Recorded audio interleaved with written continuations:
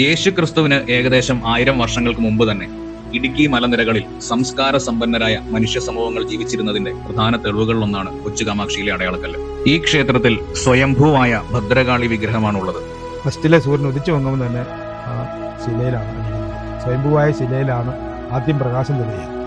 മലയാളക്കരയുടെ സാംസ്കാരിക പൈതൃകത്തിന്റെ ഏറ്റവും വലിയ തെളിവുകളിലൊന്നാണ് കൊച്ചു കാമാക്ഷി ഭദ്രകാളി ക്ഷേത്രത്തിന് സമീപത്തായി സംരക്ഷിച്ചിരിക്കുന്ന അടയാളക്കല്ല്. നമസ്കാരം കൂട്ടുകാരെ, ടോട്ടൽ തിയേറ്ററിന്റെ മറ്റൊരു വീഡിയോയിലേക്ക് എല്ലാവർക്കും സ്വാഗതം.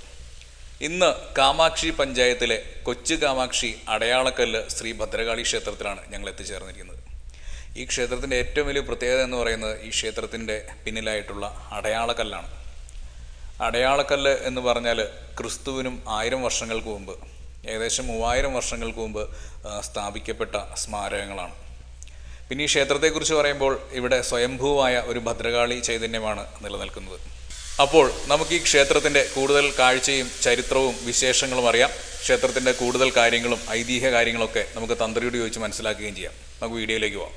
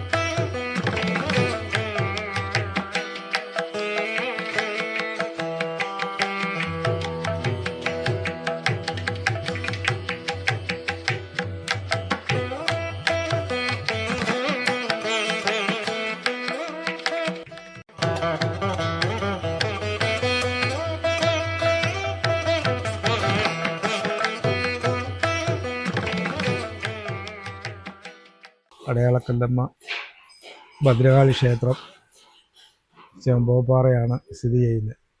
ഈ ക്ഷേത്രത്തെപ്പറ്റി പുരാതനമായിട്ട് ഒത്തിരി ചരിത്രങ്ങളുള്ളൊരു ക്ഷേത്രമാണ്. കാരണം അടയാളക്കല്ല് എന്ന് പറയുന്ന ശില വളർന്നുകൊണ്ടിരിക്കുന്ന ഒരു ക്ഷേത്രമാണിത്, സ്വയംഭൂവായിട്ട്.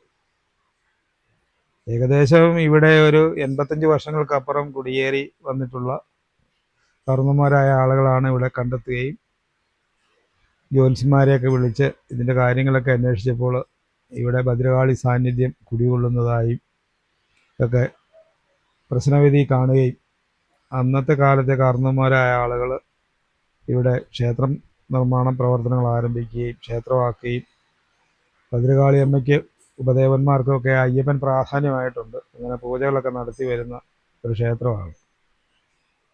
അതുകൊണ്ട് ഇടുക്കിയുടെ കുടിയേറ്റ കാലത്ത് ഏറ്റവും വലിയ ക്ഷേത്രമാണിത്. ഇത് കഴിഞ്ഞുള്ള ക്ഷേത്രങ്ങൾ ഉണ്ടായിട്ടുള്ളതാണ് എനിക്ക് അറിയാൻ കഴിഞ്ഞിട്ടുള്ളത്.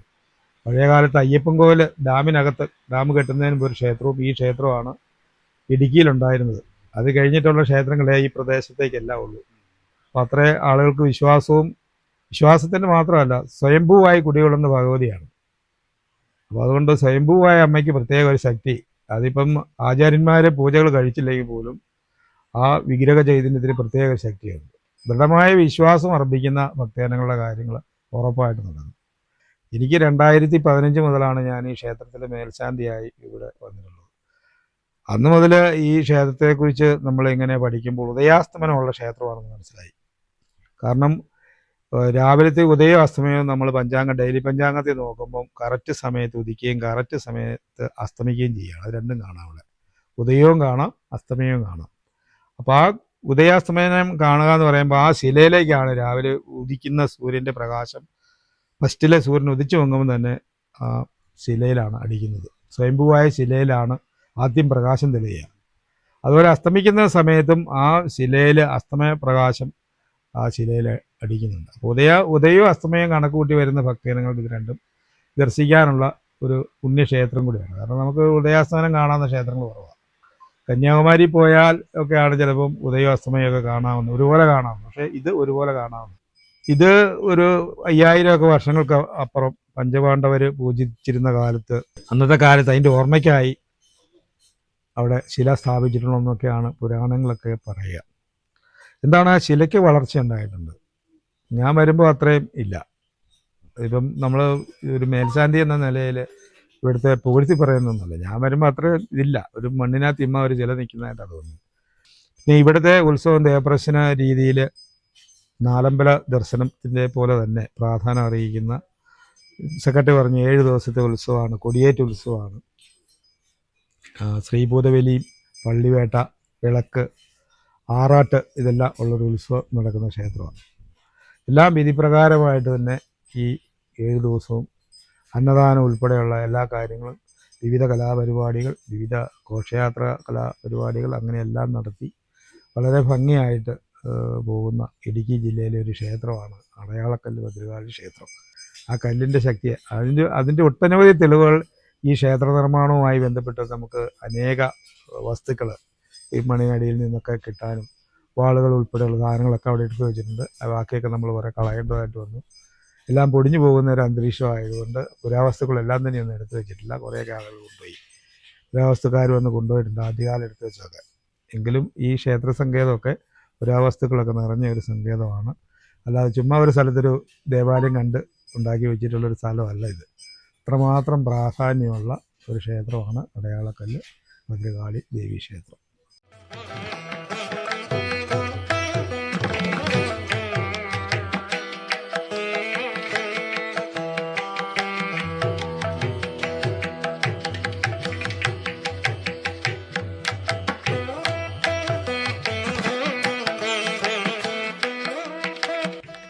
മലയാളക്കരയുടെ സാംസ്കാരിക പൈതൃകത്തിന്റെ ഏറ്റവും വലിയ തെളിവുകളിലൊന്നാണ് കൊച്ചു കാമാക്ഷി ഭദ്രകാളി ക്ഷേത്രത്തിന് സമീപത്തായി സംരക്ഷിച്ചിരിക്കുന്ന അടയാളക്കല്ല്. കുത്തുകല്ല്, വീരക്കല്ല്, മെൻഹിർ എന്നിങ്ങനെ പല പേരുകളിലും ഈ സ്മാരകങ്ങൾ അറിയപ്പെടുന്നുണ്ട്. അടയാളക്കല്ല് ശ്രീ ഭദ്രകാളി ക്ഷേത്രത്തിൽ വിശ്വാസത്തിന്റെ പ്രതീകമായിട്ടാണ് ഈ സ്മാരകം സംരക്ഷിച്ചു പോരുന്നത്. ഈ ക്ഷേത്രത്തിൽ സ്വയംഭൂവായ ഭദ്രകാളി വിഗ്രഹമാണുള്ളത്. ചെമ്പകപ്പാറയ്ക്ക് സമീപമുള്ള കൊച്ചു കാമാക്ഷിയിൽ സ്ഥിതി ചെയ്യുന്ന ഈ അടയാളക്കല്ല് BC 1000 കാലഘട്ടത്തിലെ ഒരു സ്മാരകമാണ്. ഏകദേശം 15 അടി ഉയരവും 4 അടി വീതിയുമുള്ള ഈ ഭീമൻ കരിങ്കൽപ്പാളി പുരാതന മനുഷ്യരുടെ സാങ്കേതിക മികവിനും സാമൂഹ്യ ജീവിതത്തിന്റെയും ഇന്നും കാണാൻ സാധിക്കുന്ന തെളിവുകളാണ്.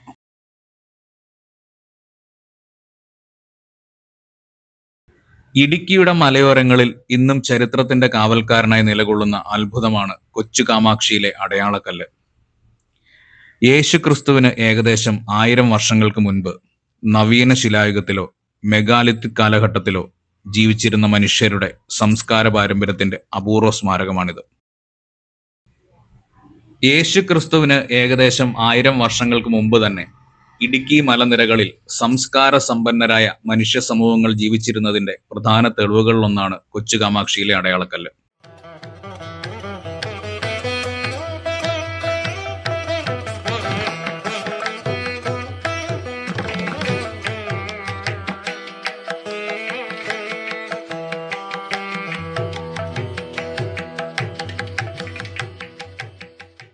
ഇരട്ടയാറിൽ നിന്നും ഏകദേശം 6 കിലോമീറ്റർ അകലെയായി മലമുകളിലാണ് ഈ ചരിത്ര സ്മാരകം സ്ഥിതി ചെയ്യുന്നത്. വളവുകൾ നിറഞ്ഞ കയറ്റ വഴി പിന്നിട്ട് മുകളിലെത്തുമ്പോൾ ഹൈറേഞ്ചിന്റെ മനോഹരമായ കാഴ്ചകൾ ആസ്വദിക്കാം. മഴമേഘങ്ങൾ ഒഴുകി നീങ്ങുന്ന മലനിരകളും പച്ചപ്പാർന്ന കൃഷിയിടങ്ങളും ഈ പ്രദേശത്തെ കൂടുതൽ ആകർഷകമാക്കുന്നു.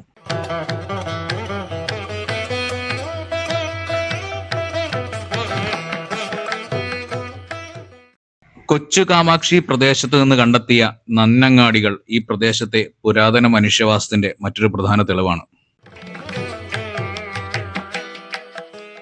ചരിത്രകാരന്മാരുടെ അഭിപ്രായത്തിൽ പ്രമുഖ വ്യക്തികളുടെ ശവകുടീരങ്ങൾക്ക് മുകളിൽ സ്ഥാപിച്ചിരിക്കുന്ന ഭീമൻ കരിങ്കൽ പാളികളാണ് അടയാളക്കല്ലുകൾ.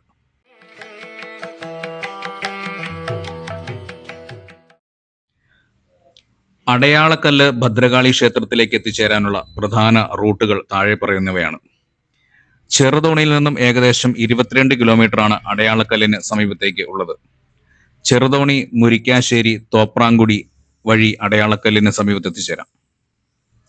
കട്ടപ്പനയിൽ നിന്നും ഏകദേശം 25 കിലോമീറ്റർ സഞ്ചരിച്ചാൽ ഇവിടെ എത്തിച്ചേരാം. കട്ടപ്പന, കാഞ്ചിയാർ, ലബ്ബക്കട, തോപ്രാംകുടി വഴി അടയാളക്കല്ലിന് സമീപത്ത് എത്തിച്ചേരാം. അടിമാലിൽ നിന്നും ഏകദേശം 30 കിലോമീറ്റർ ആണ് ഇങ്ങോട്ടുള്ളത്. അടിമാലി, കല്ലാർകുട്ടി, മുരിക്കാശ്ശേരി, തോപ്രാംകുടി റൂട്ടിൽ കൂടി അടയാളക്കല്ലിന് സമീപത്ത് എത്തിച്ചേരാം. തൊടുപുഴയിൽ നിന്നും ഏകദേശം 55 കിലോമീറ്ററാണ് ഇങ്ങോട്ടുള്ളത്. തൊടുപുഴ, വണ്ണപ്പുറം, ചേലച്ചുവട്, മുരിക്കാശ്ശേരി, തോപ്രാംകുടി റൂട്ടിൽ സഞ്ചരിച്ച് അടയാളക്കല്ലിന്റെ സമീപത്ത് എത്തിച്ചേരാൻ സാധിക്കും.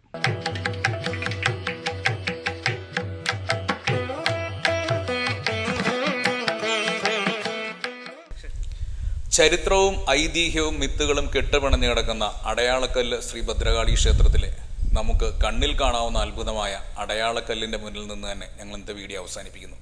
അപ്പോൾ ഞങ്ങളുടെ വീഡിയോ ഇഷ്ടമായാൽ ലൈക്ക് ചെയ്യുക, ഷെയർ ചെയ്യുക, നിങ്ങളുടെ അഭിപ്രായങ്ങൾ അറിയിക്കുക. വീഡിയോയുടെ എല്ലാവർക്കും നന്ദി. മറ്റൊരു വീഡിയോയുമായി വീണ്ടും കാണാം.